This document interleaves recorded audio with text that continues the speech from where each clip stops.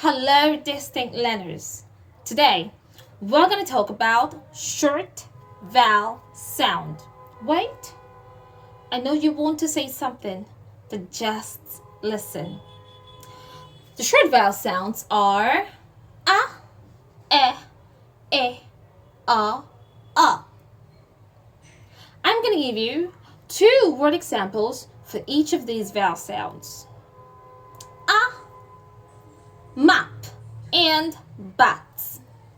E, bed and leg. E, pin and bits. A, pot and fog.